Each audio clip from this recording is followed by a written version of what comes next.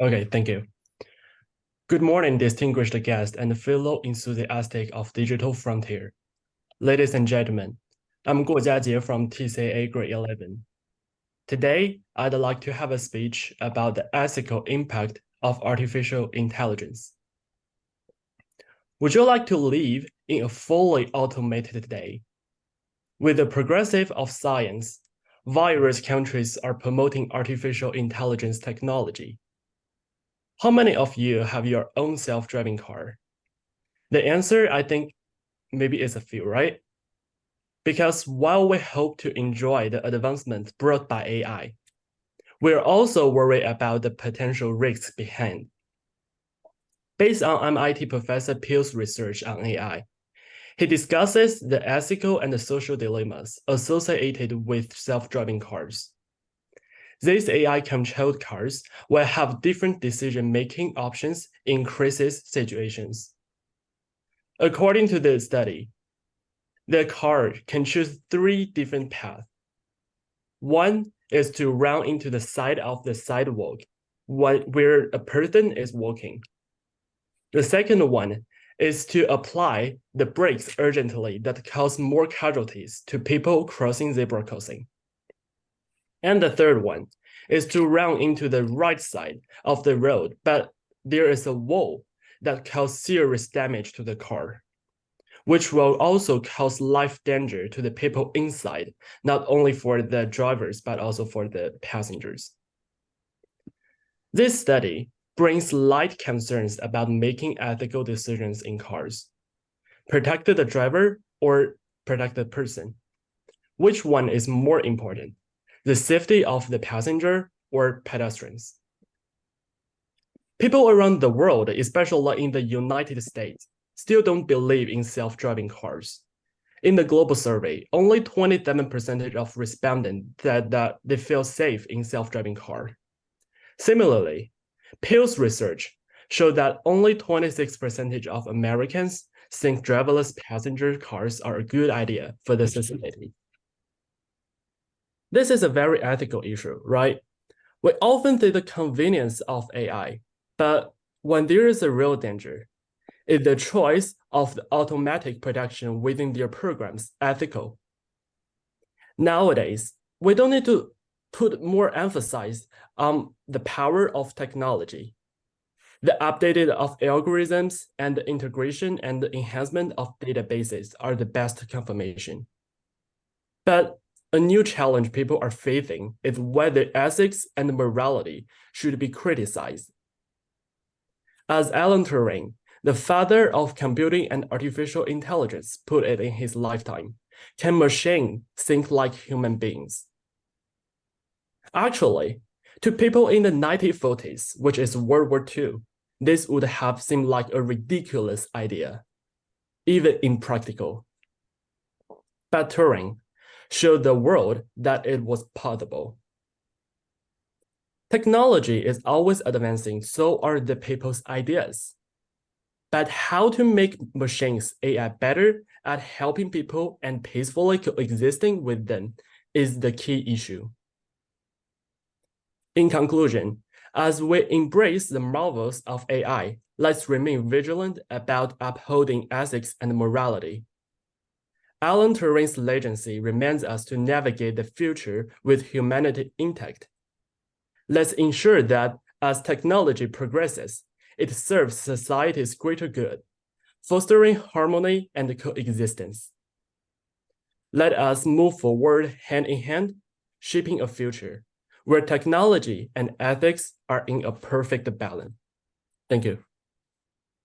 Thank you very much, Jiajie, and congratulations on being a finalist. So are you ready for your first question? It'll come from Dr. Kate Moore. Yeah, thank you. Thank you. I really appreciate your talk. Thank you so much. There was a great deal of detail, and I appreciate your direction and giving us some very concrete examples of some of the ethical issues that we're encountering in AI, particularly with self-driving cars. Actually, I'm bringing a question about the essay you submitted. So Okay. great talk. And I appreciate that in your talk, you're bringing up these references to people who've been leaders in the development of AI technologies. But I was struck by your essay because you drew on a reference to Stephen Hawking. You said that, in the words of Stephen Hawking, there's this echo of a solemn reminder of the existential risks posed by uncontrolled AI development. And I actually didn't know that Stephen Hawking said that, so I looked it up and I found that there's this BBC interview where he examines artificial intelligence and suggests that it could be the end of mankind. Right? So it's sort of a dark, ominous perspective. And I'm wondering if, in the essay you wrote and in today's talk, where you'd like us as your audience to be hearing your argument. Do you want us to be hearing your argument as one where you're motivating or persuading us to be cautious? Or are you motivating or persuading us to be optimistic? Because I kind of heard two voices today. Like one today seemed very optimistic but cautionary, and your essay seemed to take a slightly different tone. So I was wondering if you could help us understand where you sit in your argument. Yeah, actually, from my essays, I talk about in another part, right? But for today's, I'm focused more on today's, my presentation today. So navigating the future for the impact, because like we do the AI like devices, not only for the ChatGPT or whatever other AI devices. We put a lot of research on that. And actually, from my perspective or as a student, we only focus too much on the convenience of AI. So for today's presentation, I just want to the younger generation to take care more about its potential risks behind. Like I put the example of the MIT Pills research. He just gave us the example like the self-driving cars, right? Because I've come from China, so I know in Hangzhou there are a lot of self-driving taxis just put into the public.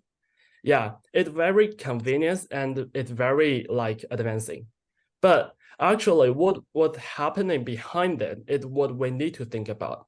I think that was my main topic for that. Thank you for your answer. Yeah. Thank you very much. And so your next question is going to come from George Vandecure. Yes, so your presentation overlaps a little bit with an earlier presentation on human rights being threatened by AI. Can you give an example of how you think AI would threaten the idea of fairness to everybody, that everybody lives in a fair society, has the same opportunities? And maybe you could use the idea of self-driving cars as an example of where self-driving cars might not be fair to everybody. I know it's a little bit of a hard question.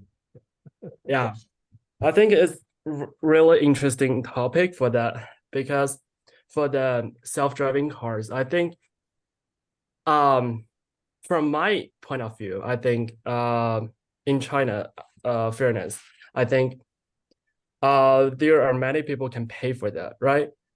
So the AI self-driving cars is really convenient and people can pay for that in the cheap price. I think that's really helpful for the public. But actually, for some big company, they may sell for self-driving cars. The price these days are really higher, right? Because for some, it's mainly for some people who are rich. So actually, I don't know if this really give the fairness opportunity to everybody, but actually in China it is, I think. Yeah. Okay, thank you. Thank you. I was kind of thinking also along the lines of self-driving cars maybe making decisions to hit one class of society more than other classes of society. The ones in the sidewalk versus the ones on the road. Yeah, thank you. Thank you. Thanks for your presentation. And just to let everyone know, we've reached the halfway mark in our presentation. So we have 8 more finalists to go. But before we do that, I'm going to ask Paul Pugh for any comments he might want to make about the presentation so far.